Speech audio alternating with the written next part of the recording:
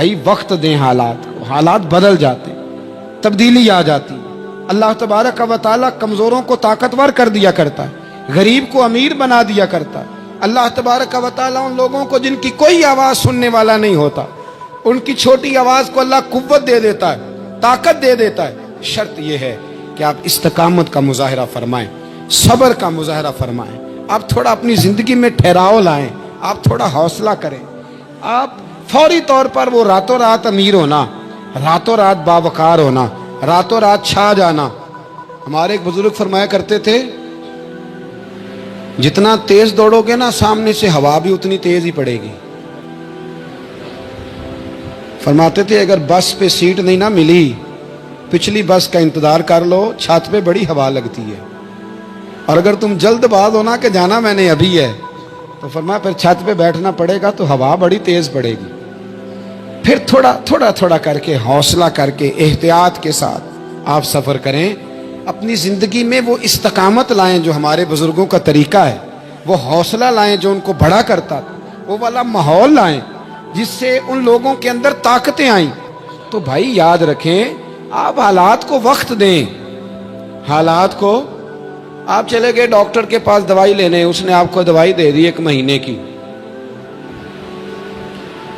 اس نے کہا 1 گولی صبح کھانی 1 شام کھانی، یہ سیرپ ہے اتنا بڑا، 1 چمچ صبح پینا 1 شام پینا ہے۔ تو آپ نے کہا نہیں، میں نے تو 2 گھنٹے میں ٹھیک ہونا ہے، تو ساری بوتل ہی نہ پی جاؤں، ساری گولیاں کٹھی نہ کھا جاؤں، چونکہ ٹھیک جو ہونا ہے ہو جائیں گے آپ ٹھیک۔ وہ کہتا ہے 1 چمچ پینا ہے، 2 نہ پی لینا، یہ دوسرا اثر بھی ہو سکتا ہے، سائیڈ افیکٹ بھی ہو سکتے ہیں۔ آپ اس کو احتیاط سے لینا۔ اور کچھ گولیاں ایسی ہیں جو ڈاکٹر کہتا ہے پوری نہیں کھانی، آدھی کھانا، تو پھر پوری کھا لیتے ہو۔ بھائی تھوڑا انتظار کریں، آپ جہاں کھڑے ہیں، جس مقام پہ کھڑے ہیں، استقامت کا مظاہرہ کریں، تھوڑا وقت دیں، بڑی بات نہ کریں لیکن تھوڑا ٹائم دیں، تھوڑا حوصلہ کریں۔ ہم فوراً رزلٹ اناؤنس کرتے ہیں، فوراً۔ میرے سنگی کئی دفعہ کہتے ہیں کہ حضرت صاحب آپ کیسا محسوس کرتے ہیں؟ تو میں کہتا ہوں میں تو سیدھا محسوس کرتا ہوں۔ ہمیں لوگ فون کرتے ہیں ٹائم دو، جس کو دے دیا اس کے کاغذوں میں ویری گڈ ہے، اور جس کو نہیں دیا وہ سلام بھی نہیں لیتا، فون بند کر دیتا ہے، چھٹی۔ ویری گڈ آپ اس کے کاغذوں میں ہے جس کی بات پہ آپ پورے، اور جس کو آپ کہہ رہے ہیں کہ نہیں ذرا تو پیار کر، محبت کر، تو ٹائم دے، تو وہ اس بات کے لیے تیار ہے۔ تو آپ صبر کریں، آپ حوصلہ کریں، آپ جس سٹیٹس میں، اور زندگی میں یاد رکھیں، جتنا کوئی آپ کو اونچی اور بڑی جگہ پہ بیٹھا نظر آئے گا نا، اتنا زیادہ آزمائش کا شکار ہوگا وہ شخص۔ اس کے لیے روز ایک چوراہا ہے، روز ایک چوک ہے۔ اگر 20 لوگ آپ سے روزانہ رابطے میں ہیں تو آپ ایک جگہ پہ جا سکتے ہیں، یا 2 جگہ پہ 17-18 نے آپ سے ناراض ہونا ہے۔ آپ محسوس کریں اس بات کو۔ آپ جہاں بیٹھے ہیں، جس اسٹیج پہ آپ بیٹھے ہیں، آپ اپنی سیاسی جماعتوں کو دیکھ لیں۔ 10 بندے نکل کے ادھر چلے جاتے ہیں تو 5 نکل کے ادھر چلے جاتے ہیں، تو 6 اپنے الگ ایک گروپ بنا لیتے ہیں، تو 7۔ تھوڑا حوصلہ کریں، وقت دیں۔ حالات وقت پر تبدیل ہو جایا کرتے ہیں، سچائیاں ثابت ہو جاتی ہیں۔ جلد بازی والے ماحول سے نکلیں۔ حوصلہ، توانائی، یہ درست ہے کہ ہم انسان ہیں، کمزور ہیں، ہمیں پریشانی ہوتی ہے، ہمارے اعصاب پر چیزیں سوار ہوتی ہیں، ہم ٹینشن بھی لیتے ہیں، لیکن بہرحال جب آپ کو آپریشن کرانا ہے تو پھر آپ کو تھوڑی دیر کے لیے آنکھیں بند رکھنی پڑیں گی۔ جب آپ کو ٹھیک ہونا ہے تو پھر آپ کو بیماری کو وقت دینا ہی پڑے گا، پھر آپ کو انتظار کرنا ہے۔ اور وقت بہت بڑا منصف ہے، اور بھائی بہت بڑے فیصلے ہو جاتے ہیں، بڑے بڑے انصاف ہو جاتے ہیں۔ اگرچہ وقتی طور پر فضا کچھ اور بنتی ہے، لیکن سچ ہمیشہ سچ ہوتا ہے، حق ہمیشہ حق ہوتا ہے، حق نکھر جایا کرتا ہے۔ بہت سارے جھوٹ اور پراپوگنڈے کے بیچ میں سے سچ میں طاقت ہوتی ہے، وہ خود اپنی قوتیں بنا کے بیچ میں سے اڑ جایا کرتا ہے، اور اڑ کے وہ چھا جایا کرتا ہے۔ اس کے اندر قوت ہوتی ہے، ہمت ہوتی ہے۔ وقت دیں، حالات کو ٹائم دیں۔ آپ دیکھیں کتنی جلدی حالات بدلتے ہیں۔ بڑا نام ہے امام احمد بن حنبل کا، بڑا تذکرہ ہے، بڑا کچھ ہے۔ پتہ ہے آپ کو کہ امام احمد بن حنبل کتنا عرصہ جیل میں رہے ہیں؟ इमाम साहब को इतने दुर्रे मारे जाते थे कि जब आपका कुर्ता उतारा जाता था तो उससे खून नुचड़ रहा होता था।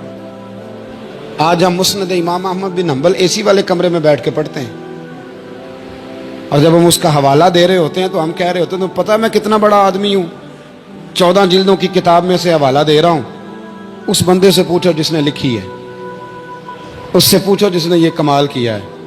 और इतना बड़ा आदमी और सच्चा बादशाह मार रहा है।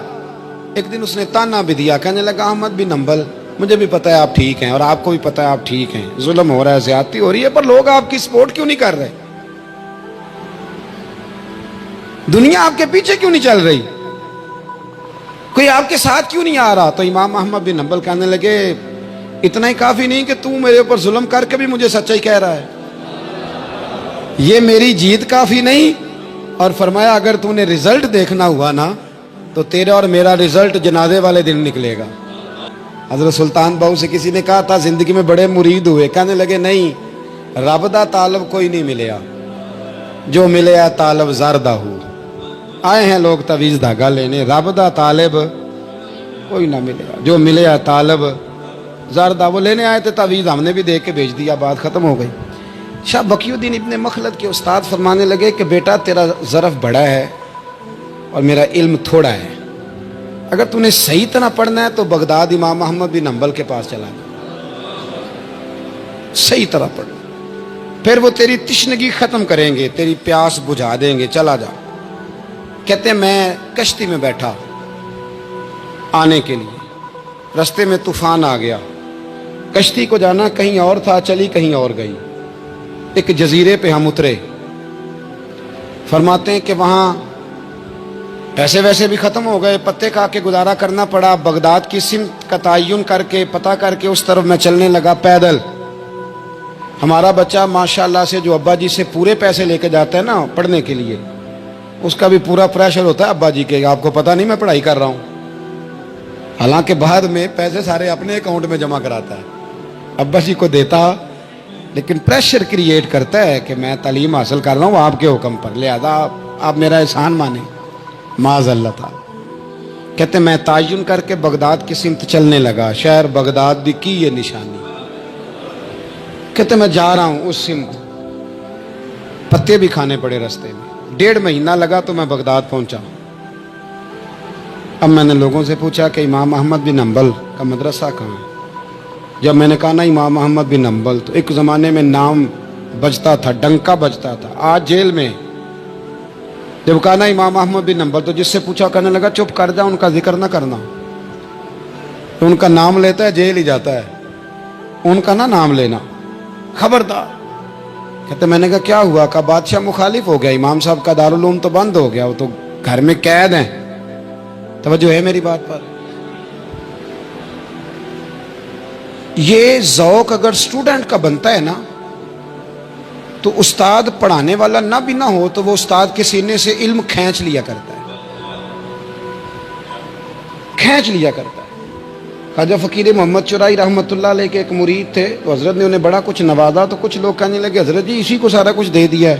फरमाने लगे बेलिया इदियां अदावां ही बड़ियां सन, ये तो मैनू रिड़क के मक्खन कट के लै गया है, इदियां अदावां ही बड़ियां सन। कुछ लोग होते हैं ना प्यारे, उन्हें तरीका होता है, दुआ ले लेते हैं, और कुछ कहते रहते हैं हज़रत जी दुआ करना, और दुआ लेने वाला काम कोई नहीं करते, कहते रहते हैं दुआ करना। कहते मैं, लोगों ने कहा कि वो मदरसा बंद है, आप कहाँ जाएंगे? तो मैंने कहा मैं कहीं भी जाऊं, कोई जरिया हजरत तक पहुंचने का कोई जरिया नहीं। उनके घर को बादशाह ने सब जेल बना दिया है, सिपाही दरवाजे पे खड़े। आपने फरमाया फिर भी एक बंदा कहने लगा इतनी नेकी कर सकता हूं कि मैं तुम्हें उनका दरवाजा दिखा सकता हूं। आप फरमाने लगे मेरे लिए इतना भी काफी है, जिक्र हबीब कम नहीं वसले हबीब से, इतना भी मेरे लिए काफी है। उसने दूर से खड़े होके कहा वो जहां सिपाही खड़े हैं ना वो इमाम साहब का दरवाजा है। शाह बकीउद्दीन साहब कहते हैं मैंने कहा तू अब जा, अब देखना मैं इल्म कैसे हासिल करता हूँ। सब्र देखो, इस्तिकामत देखो, हौसला देखो। आप फरमाते हैं कि मैंने ना अपने सर से टोपी उतार के किसी को दे दी और बाल मैंने बखेर डाले सारे, एक जगह से दो जगह से कुर्ता मैंने फाड़ लिया, हाथ में ना मैंने प्याला पकड़ लिया मांगने वाला, तेनू लब दिया आप गवाचे। मैंने ना प्याला पकड़ लिया हाथ में मांगने वाला, और जिस जगह गली में इमाम साहब का घर था ना, पहले कोने पे सदा लगाई, 1 दिनार का सवाल है। कहते हैं 1 दिनार मिला, फिर दूसरे दरवाजे पे आया, 1 दिनार मिला, फिर तीसरे दरवाजे पे आया। मजनू बन के विच बाजारां कदी कखा वांग रुलाए ते कदी कुहाया कुंभा सारा, सिर नेजे उत्ते चढ़ाए। सजना यार मनाउण दी खातर असां की पेश वटाए। फरमाते मैं ना मांगने वाला, भिकारी बन के मांगने वाला नहीं, मैं अमीर बाप का बेटा था पर मैं मांगने वाला बन गया। मैंने फटे पुराने कपड़े, एक दरवाजे पे 1 दिनार। इमाम साहब का भी दरवाजा आया, कहते मैंने सदा दी, 1 दिनार चाहिए था। कहते इमाम अहमद बिन हंबल दरवाजे तक आए, और जब मेरे प्याले में कासे में दिनार डालने लगे तो मैं रो पड़ा। मैंने कहा मेरे महबूब करीम की हदीसों के वारिस और जानशीन, मैं तो कहाँ से चला हूँ, तुझसे हदीस सीखने आया हूँ। मुझे खैरात ना दे, मुझे मेरे मुस्तफ़ा की 2 हदीसें पढ़ा दे। तो कहते हैं शेख की आंखों में, इमाम साहब की आंखों में आंसू आ गए। फरमाने लगे यार मैं भी सोच रहा था स्टूडेंट ही कोई नहीं, किससे हबीब की बातें करूं, आज तो पढ़ा दूंगा तो कल कैसे आएगा। अर्ज की हुजूर जब तक आप जेल में रहेंगे मैं भिखारी बना रहूंगा। मांगना जो है नौकर की ते नखरा की, जब लेना जो है तो खत्म हो गई बात, प्याला सीधा रखेंगे। आप फरमाते हैं कई महीने, 1 2 4 दिन नहीं, कई महीने मैं हाथ में ना प्याला ले लेता और गलियों में घूमता। 1 दिनार का सवाल है, इस्तकामत, सबर, हौसला। आप फरमाते हैं इमाम अहमद बिन हंबल का दरवाजा आता तो वो 1 दिनार भी रोज देते और हदीसें भी रोज ही पढ़ाते।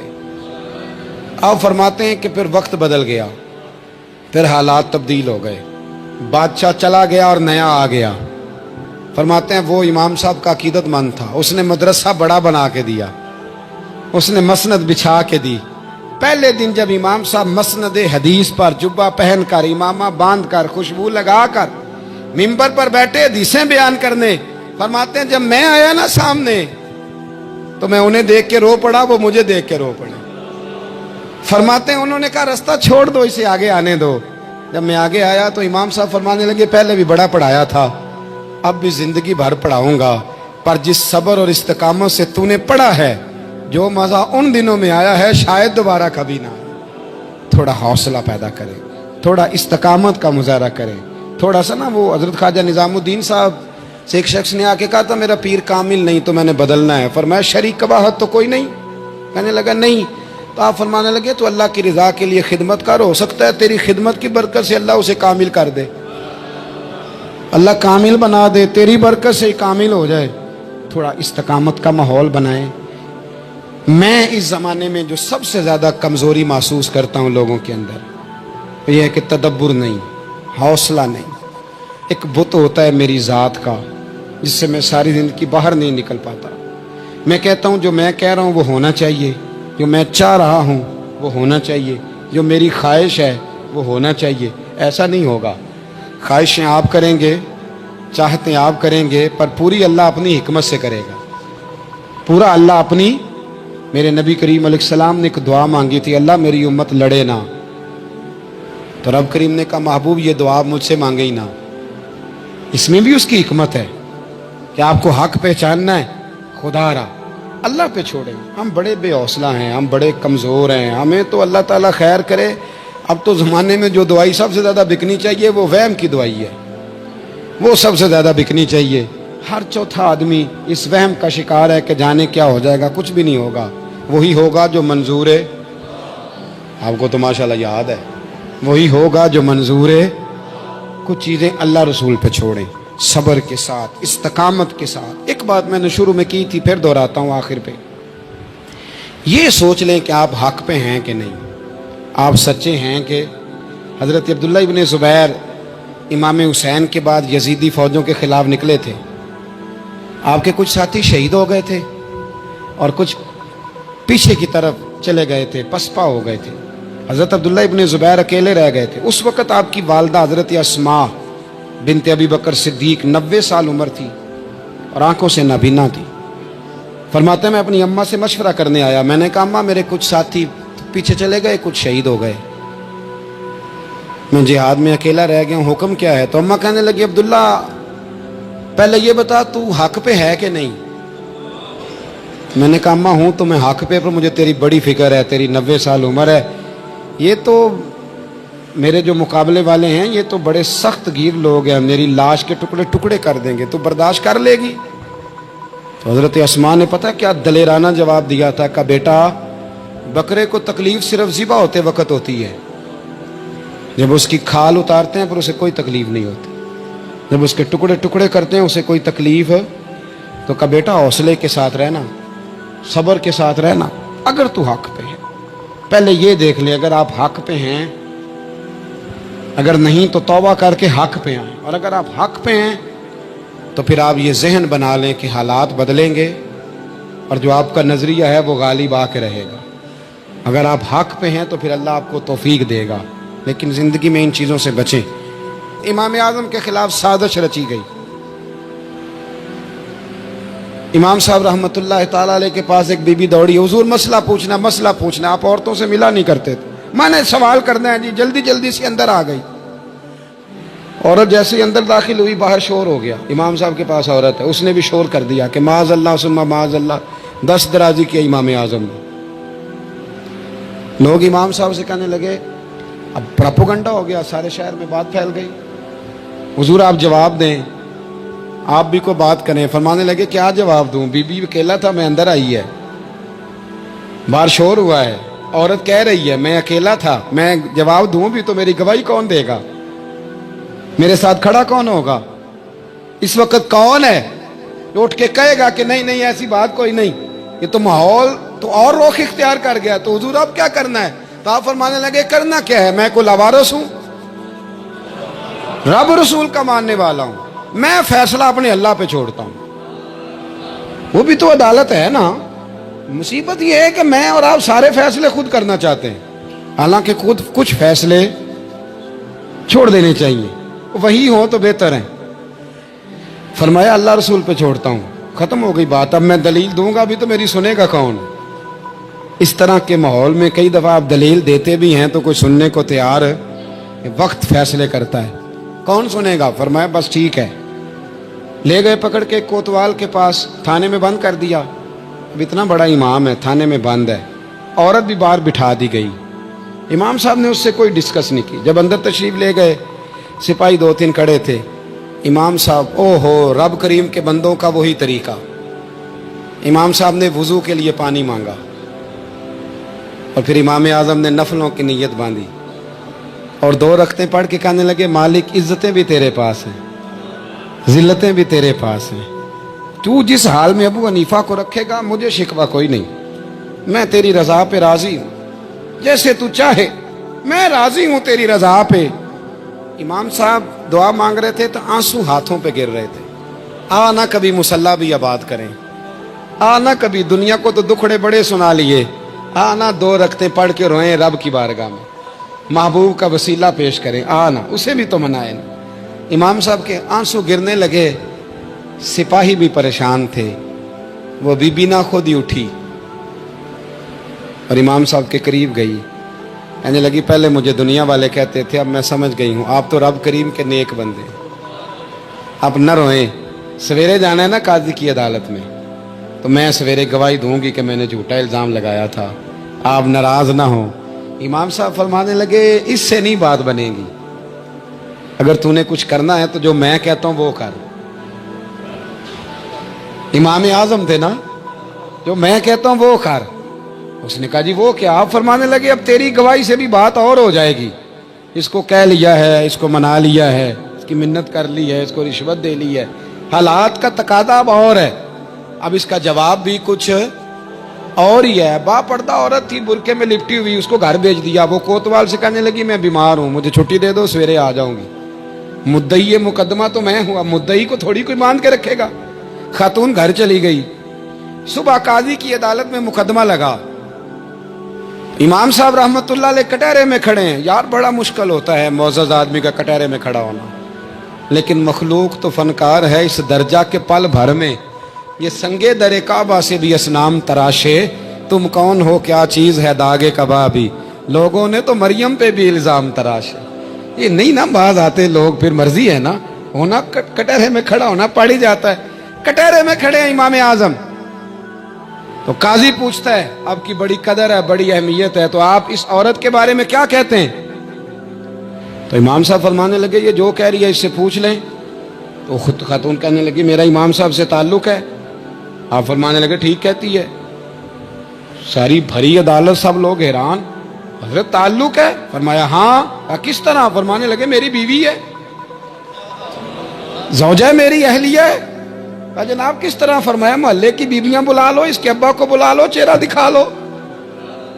وہ سارے لوگ جمع ہو گئے، چہرہ کھول کے دیکھا تو امام صاحب کی زوجہ تھی۔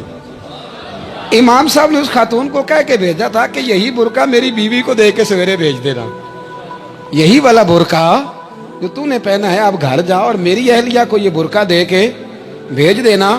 وہ برقع دے کے اس نے بھیج دیا۔ جب امام صاحب رحمت اللہ علیہ کی اہلیہ ثابت ہو گئی کہ یہ تو امام صاحب کی اہلیہ ہیں جو کھڑی ہیں، اب وہ جو سازش رچنے والے تھے وہ دائیں بائیں دیکھ رہے تھے۔ تو امام صاحب نے ایک بات کی جو بڑی شاندار ہے، فرمایا تدبیریں تم نے بھی کی تھی، پر جو تدبیر میرا رب فرماتا ہے نا، جو تدبیر میرا، فرمایا یہ ابو حنیفہ کی تدبیر نہیں، یہ تدبیر میرے اللہ کی ہے جو اس نے مجھے عطا فرمائی، مجھے سجھائی۔ اب قاضی صاحب نے حکم دیا کہ جتنے لوگوں نے الزام لگایا ہے وہ سارے معافی مانگیں، وہ آئیں جس نے بات کی۔ بھائی وقت کو دیکھیں، فیصلے اللہ کے حوالے کریں۔